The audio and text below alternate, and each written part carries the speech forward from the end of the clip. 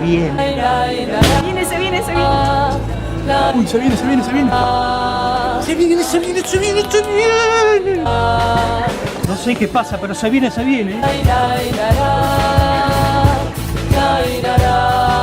Buenas noches, audiencia de Se Viene. En esta oportunidad vamos a hablar de lo que nunca hablo. Yo que soy quiropráctico y hablamos de salud, vamos a hablar de quiropraxia y para eso no lo voy a hablar yo. Les voy a presentar a Carlos César Svolsi, que es doctor en quiropráctica, y le voy a preguntar qué es la quiropráctica, para empezar. Bueno, buenas noches a todos. Yo creo que la quiropráctica es una forma diferente de la medicina que conocemos. Habitualmente nosotros estamos acostumbrados a visitar a un profesional en el campo de la salud. Este nos atiende de un lado del escritorio, nosotros le contamos lo que nos sucede, nos hace una prescripción médica, vamos a la farmacia, compramos las pastillitas necesarias o bien hacemos el estudio necesario por una posible cirugía. En la quiropráctica el principio está basado en un paradigma que no se manifiesta como en la medicina alopática en nuestro país, que habla de salud-enfermedad. En nuestro país, para la quiropráctica, el principio es pararse en la salud. Nosotros creemos que el bien más preciado es la salud. La prevención es la principal actividad que deberían tener todas las profesiones del campo de la salud. No solamente la quiropráctica, la medicina debería ser principalmente preventiva. De esta manera, realmente nosotros podríamos asegurar o mejorar en una característica sustancial las características y la condición de salud de nuestra población. Mientras nosotros mantengamos en nuestro país una política de utilizar medicamentos, vamos a estar siempre en la misma situación. Yo una cosa de las que le pregunto siempre a mis alumnos para diferenciar la medicina alopática de la quiropráctica es, díganme, ¿qué medicamento conocen ustedes que haya curado una enfermedad tratándola? Nosotros podemos tratar y curar o no a una persona. No se trata de curar en el sentido mágico de la palabra, sino tratar a una persona, hacer que su cuerpo condicione o preserve situaciones de salud que le permitan una mejor condición de vida en el futuro. Porque el tema sería también definir qué es cura, ¿no? ¿Qué se puede entender como cura? Yo creo que cuando a veces hablamos de cura, hablamos de algo que es total. Y si lo vamos a ver desde el punto de vista de la mística, nadie cura, todo el mundo trata. Cura Dios, cura Jehová, cura Alá, Buda, la naturaleza o en quien uno crea, la fe, hace que uno cure. Si yo no tengo fe en el profesional que me va a atender, los resultados nunca van a ser buenos, por bueno que sea el profesional que los realice. Ahora, el tema está que yo puedo ser muy ferviente creyente de un médico y la cirugía puede ser todo un fracaso. Y eso no mejora nada en las condiciones. Está lleno los cementerios esa gente con buena fe, ¿no? Y sí, porque, digamos, cuando un médico se equivoca en algo, lo tapamos con tierra. Dice la frase más común que existe dentro de la medicina alopática o la medicina quirúrgica. En la quiropráctica la búsqueda es de la preservación de la salud y tratar de que la persona, a través de ese tipo de mecanismos del control permanente, como muchas veces sucede con nuestros niños en la odontología, que para poder ingresar a la escuela tienen que tener un certificado de buena salud bucodental. Nosotros, sin embargo, cuando vamos a practicar una actividad deportiva, nos hacen un examen que es de característica cardiológica y bucodental, pero nadie nos examinó a ver si nuestras articulaciones funcionan bien o no, si nuestra musculatura está bien o no, si tenemos algún tipo de minusválida o no, y si esa está contemplada dentro de la actividad física a la cual yo aspiro a realizar. Entonces muchas veces se hace un EMAC, que es la valoración que hace un médico deportólogo, pero nunca se valora ningún otro tipo de situación del paciente que va a realizar una práctica deportiva. Eso y ponerlo en riesgo es exactamente lo mismo. ¿Y cuáles son los parámetros que evalúa el EMAC? Lo EMAC evalúa prácticamente dos parámetros, uno de característica cardiorrespiratoria y el otro de característica arterial. Es decir, el funcionamiento de las patologías cardíacas, es decir, la visualización de algunas patologías cardíacas a través del electrocardiograma. Claro, o la visualización de las derivaciones arteriales. Trata de defenderse de la posibilidad de las muertes súbitas que fue... Pero aún así las muertes súbitas se producen igual. Es decir, no tal vez en la misma magnitud, pero es una realidad que cada tanto tenemos una muerte súbita de gente que pasó por controles médicos. Entonces, ¿cuál es el alcance del control médico? ¿Es el control médico la forma más efectiva de preservar la salud? ¿O es la búsqueda de la preservación de la salud la mejor forma de evitar la muerte súbita? Yo creo que es al revés. Nos ponemos en el control de un sistema y no en la forma de preservarlo. ¿Y la quiropráctica qué alternativa presentaría con respecto a lo que vos...? Porque hiciste una salvedad que a mí me resulta muy interesante y trato de hacerla siempre. Una visión mía del mundo es que la derecha siempre hegemoniza un lugar. Entonces, la derecha en medicina es la alopatía y dice nosotros somos la medicina.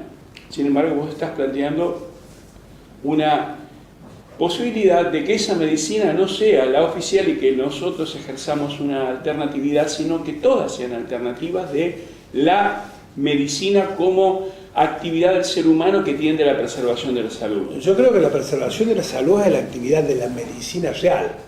Es ahí donde está el eje. No se le puede decir, si nosotros quisiéramos hacer comparativamente, que no se puede hacer comparación porque no es solamente una cuestión de la medicina, sino de una forma de vida, entre la medicina oriental y la medicina alopática occidental. La medicina oriental tiene 3.000, 4.000 años prácticamente de antigüedad. Con respecto a la China, me decís, por claro, ejemplo. la medicina china.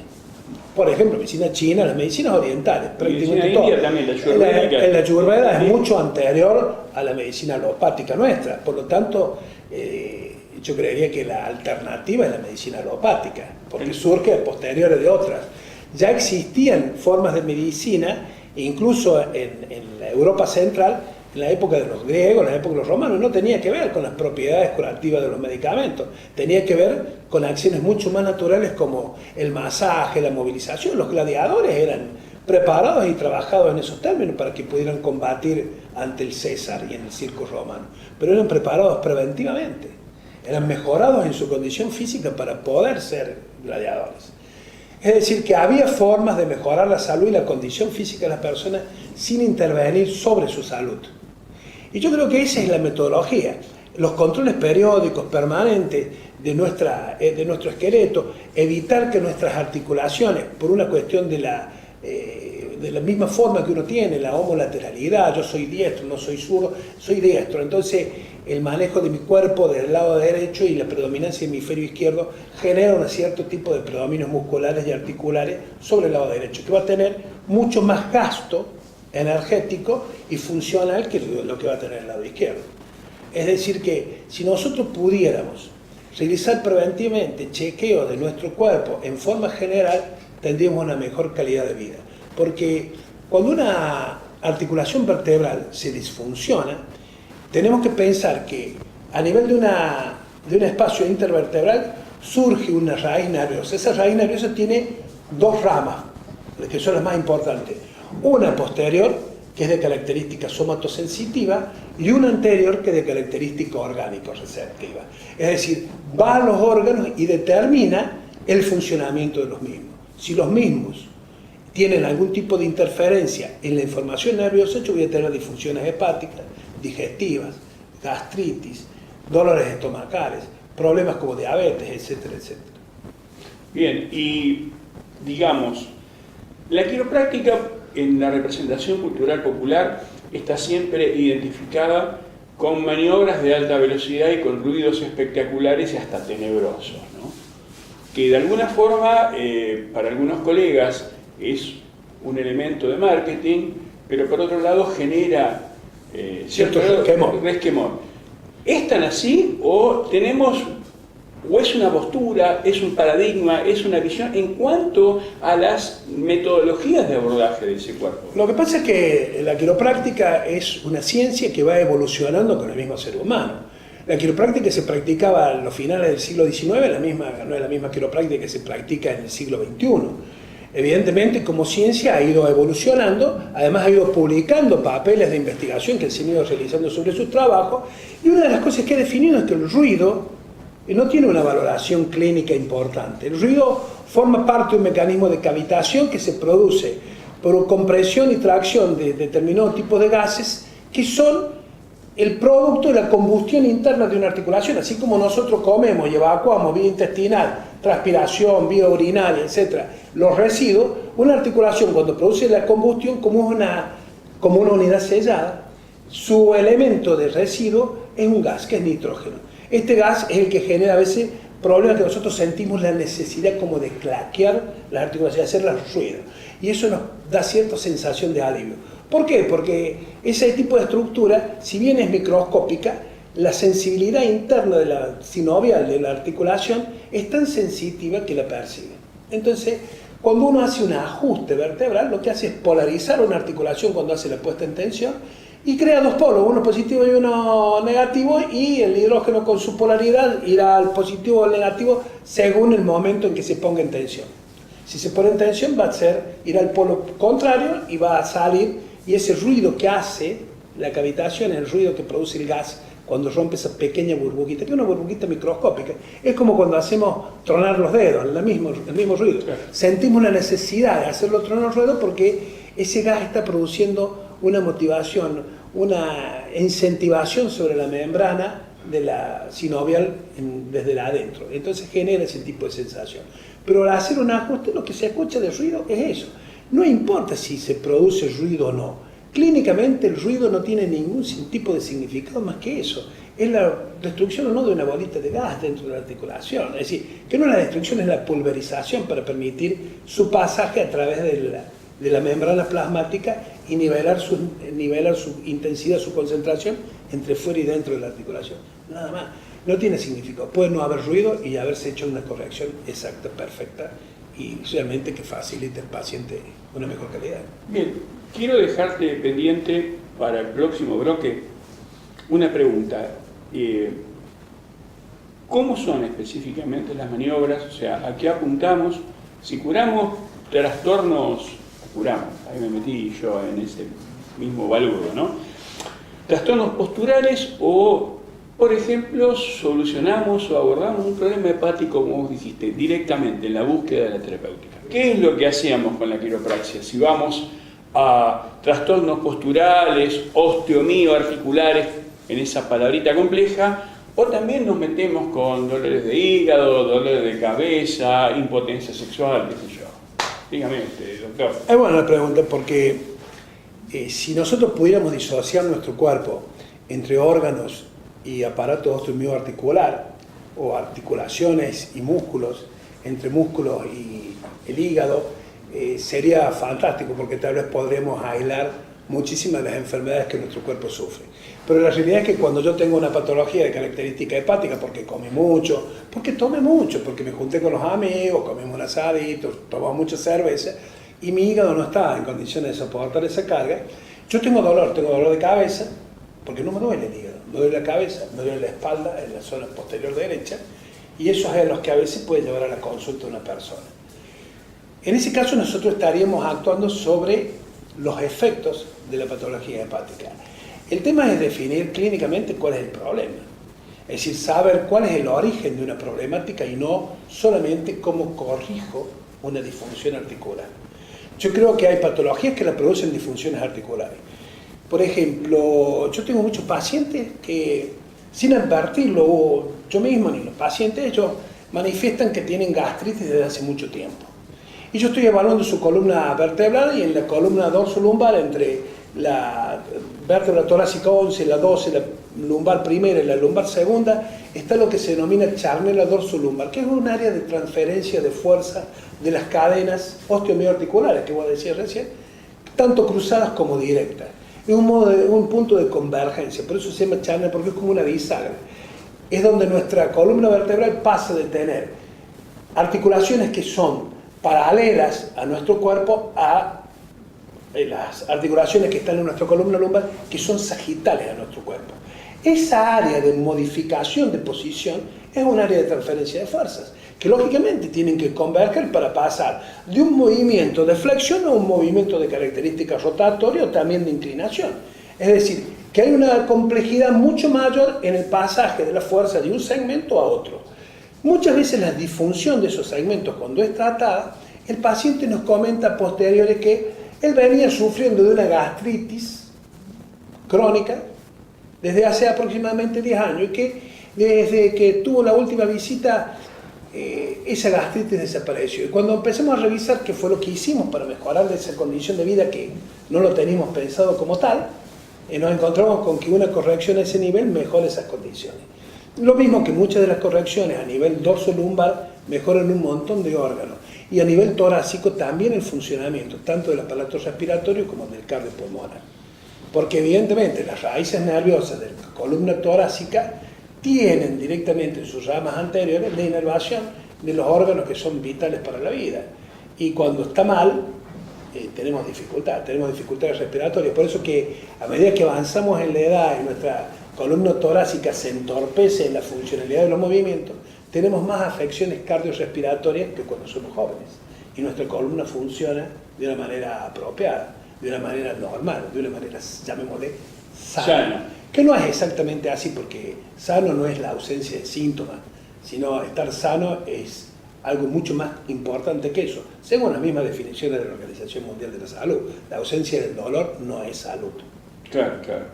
Ahora, la pregunta es, ¿estos trastornos, podemos llamar orgánicos, inciden también sobre la postura o es solamente unidireccional? O directamente, el tema es este. Yo tengo un problema de columna, me trae gastritis. O la gastritis me complica la columna también. Puede ser en ambos sentidos. Y se han hecho estudios de la quiropráctica, que han sido publicados oportunamente, donde se han hecho estudios en animales, en conejos. A algunos se les abría la espalda al conejo, el lomo, y cuando se hacía el corte, sobre su columna vertebral se ponían elementos que eran de característica ácida. O altamente alcalinos, cualquiera de los dos, pero que dañaban la... Irritantes. Claro, eran irritantes para la homeostasis del cuerpo del conejo. A otros se les daban por vía oral. Y a otros no se le hacía nada. Al cabo de un determinado periodo de la evaluación, todos los animales eran sacrificados y sometidos a disección. ¿Y qué es lo que se encontraba? Y que aquellos que le habíamos dado por vía oral habían producido daños en el aparato digestivo. Pero cuando se hacía la disección de la columna vertebral del animal, también tenían alteraciones en la columna vertebral. Y viceversa, aquellos, claro, que le habíamos dado, le habíamos colocado el elemento irritante en la columna vertebral, cuando hacíamos la disección del animalito nos encontrábamos con que tenía problemas en la columna, pero cuando abríamos su estómago, este también había sufrido daño de estos elementos irritativos que habíamos colocado en la columna vertebral.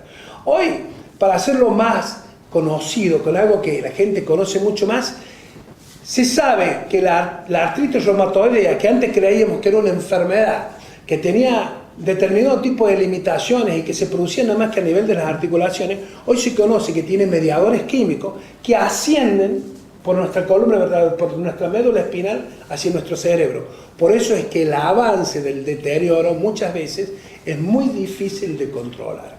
Con medicaciones que simplemente tratan la enfermedad pero no intentan revertir el proceso, es imposible que la persona que tiene artritis reumatoidea mejore en su condición y en la desviación de sus articulaciones. ¿Por qué? Porque no es solamente estructural el problema tiene que ver con la parte neurológica. También es una vía de conexión y es una vía de transmisión de enfermedades de esa naturaleza autoinmune. El comportamiento pasa por el sistema neurológico.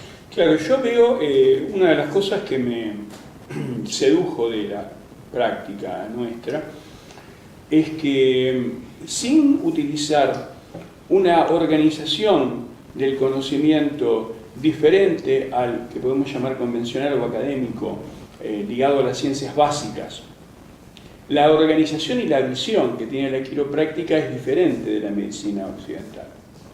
Sí, no es que sea de la medicina occidental, porque si no estaríamos diciendo que la quiropráctica tiene un origen oriental, no sé si lo tendrá o no tendrá, en realidad desde el punto de vista histórico la quiropráctica también es occidental. Surge en los Estados Unidos en la época en que la medicina tampoco tenía facultades. Los médicos se formaban a la par de otros médicos, los quiroprácticos se formaban a la par de otros quiroprácticos, los osteópatas se formaban al lado de médicos osteópatas. No había una organización educativa que permitiese una organización educativa acorde con esos tiempos. La medicina de ese momento era una medicina heroica. La medicina que hacían los médicos del siglo XIX era basada en sangrados, vomitivos, purga y ampollas. Es decir, no era una medicina que trataba. Era una medicina que trataba de expulsar la enfermedad del cuerpo humano. Por eso es que se la denominaba heroica. No era extraer una bala como sucedía en el lejano oeste. En el este de los Estados Unidos los médicos tenían que cumplir otro tipo de funciones. Ahí es donde mucho de la gente que trabajaba, por ejemplo, con plantas medicinales, tenía mucho más éxito que el médico alopático. Sí, lo que pasa es que los condenaban por brujos. No se conoce en la historia, digamos, a partir de trabajar contigo y con el grupo de docentes en la formación de quiropráctica, que ahora quiero ir a ese tema, ¿no? ¿Cuál es la formación de quiropráctico? ¿Cuál es tu formación? ¿Cuál es la formación en América? ¿Qué se espera en el mundo? O sea, ¿cómo es la mano esa? Yo me interioricé y apareció el tema del informe Flexner, que para mí fue muy revelador. El hecho de saber que la medicina tal cual la conocemos es multinacional. Es multinacional, y aparte que surgió a partir de plata puesta por David Rockefeller. Cuando hablo de multinacional me refiero no solamente a un acto de diversidad cultural expandido en el universo, sino me refiero a un mecanismo mediante el cual la salud está embebida de un déficit que es una práctica que sea horizontal a la problemática del ser humano, sino que es horizontal a las necesidades de la industria farmacéutica y de diagnóstico por imágenes. Cuando en la Universidad Nacional de Córdoba, hace algunos años, nada más 4 años atrás, la Facultad de Medicina estaba por desarrollar la carrera de homeopatía del médico homeópata, el doctor Carlos Bunge, que está residiendo en Toronto, en Canadá, apareció rápidamente a decir de que la homeopatía era volver a la época del medioevo. Tal vez tenga razón. Tal vez este tipo de forma de control de las enfermedades o de mejora de las enfermedades, tal vez tenga que ver con el medioevo, tal vez no. Yo creo que es mucho más avanzado porque simplemente la homeopatía trata a la enfermedad no desde algo que la contradice o la combate, sino desde algo que la suplementa a los efectos de generar su crisis. Generar su crisis, que la enfermedad tenga que culminar en un proceso de crisis que permita al cuerpo revertir el estado de salud, es decir, volver a su condición de salud. Mientras que la medicación alopática trata al paciente, pero trata in fine. Nunca en ningún momento está previsto que termine un tratamiento médico. Preguntémosle a un diabético, preguntémosle a una persona que tiene depresión, preguntémosle a un paciente que tiene artritis reumatoidea, preguntémosle a cualquier paciente que sufre una enfermedad de característica crónica, metabólica, física, a ver si en algún momento está previsto la finalización de su medicación. Te corto, porque estamos por bloques. Entonces, te dejo para la próxima que me digas, termines este concepto y que me digas dónde nos formamos. ¿Y qué es lo que hizo Bunge? ¿Y qué es lo que hizo Bunge? My name is Gwen Olson, and I am the author of Confessions of an RX Drug Pusher. I'm a 15-year veteran of the pharmaceutical industry, and I left in the year 2000. And what I would like to do today is I would like to dispel the myth that the pharmaceutical industry is in the business of health and healing. Because in fact, what the pharmaceutical industry is in the business of doing is disease maintenance and symptoms management. They are not in the business to cure cancer, to cure Alzheimer's, to cure heart disease, because if they were, they would be in the business of putting themselves out of business, and that in fact doesn't make sense. I don't want people thinking that I am a conspiracy theorist, because in fact, there is no theory behind what I'm telling you. It's all provable. And what I'm saying is provable is that the pharmaceutical industry doesn't want to cure people. You need to understand, specifically when we're talking about psychiatric drugs in particular, that these are drugs that encourage people to remain customers of the pharmaceutical industry. In fact, you will be told if you're given a drug such as an anxiolytic or an antidepressant or an antipsychotic drug that you may be on the drug for the rest of your life. And very frequently people find that they are on the drugs for a very long period of time, if not permanently, because they're almost impossible to get off of. Some of them can have very serious withdrawal symptoms, and most of them can have extremely serious withdrawal symptoms if they're stopped cold turkey, but some people even experience withdrawal symptoms when they try to titrate or they try to eliminate the drug little by little, day after day. So it's really important to understand the motivation behind all of the current maintenance drugs that are on the market, even, for example, drugs such as cholesterol-lowering drugs. And what we are in fact finding now is that cholesterol drugs are lowering cholesterol excessively and causing other disease states as a consequence. So you need to be careful about trying to take drugs in order to remain healthy, because you're never going to have anyone come to you and tell you that the drugs are always tried against a placebo in clinical trials. What a placebo is a sugar pill. And in fact, many drugs are not found to be much more efficacious than the sugar pill. And in a case in point, actually, is the recent clinical trials that were released in the meta-analysis that came out of the UK on antidepressants, on the newer SSRI, selective serotonin reuptake inhibitor antidepressants. And what was found was the information that activists and other researchers have known for decades, was that antidepressants are no more effective than placebo, no more effective than sugar pills. But yet there are over 44 million people that have been taking these antidepressants, and a large number of them people that have mild to moderate depressive episodes. In fact, they prove that the antidepressants were not effective in anyone, with the exception of some of the most severely depressed patients. And I can tell you from personal experience that there are a number of things that depressed patients can do to improve their mental status aside from drugs that are quite effective, and in fact more effective than placebo. Another recent study that was released showed that exercise was in fact more effective than either placebo or the antidepressant drug that they were compared to. But just like Bill Maher said in his show, you know, we're never going to hear any ads on television that are sponsored by anybody saying, you know, the New England Journal just announced that exercise is twice as effective as antidepressants in curing depression. Ask your doctor if getting your butt off the couch is right for you. You know, you're never going to get that kind of good information, fair, balanced information, as long as pharma is funding the major TV stations, the advertising that supports those television stations, the major journals, and all of the advertising that supports the major journals. You just have to be commonsensical people and understand that the pharmaceutical industry makes 5 to 6 times the amount of money as any of the other Fortune 500 companies in the United States of America. They are not going to easily or readily give up that income. And we are, in fact, considered a human commodity.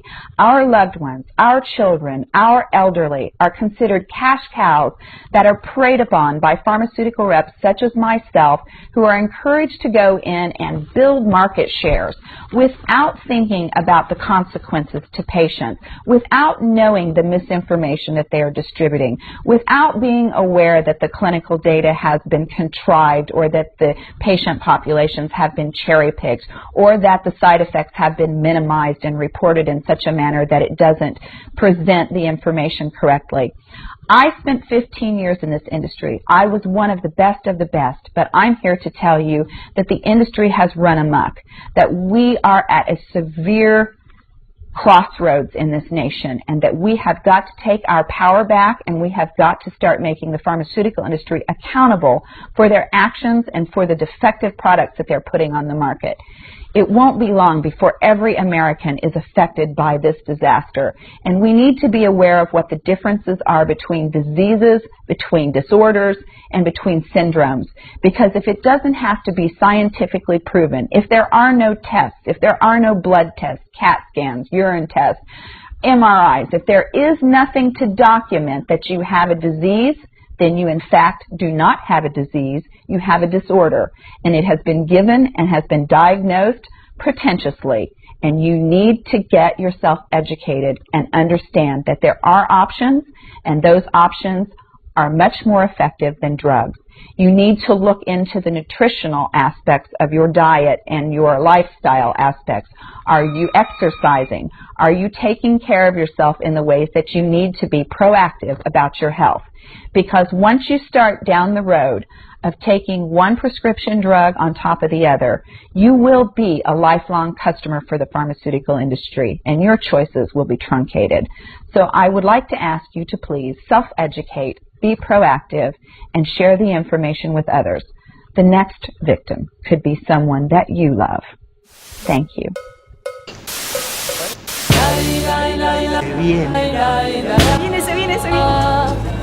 Se viene. Se viene. Uy, se viene. Se viene. No sé qué pasa, pero se viene.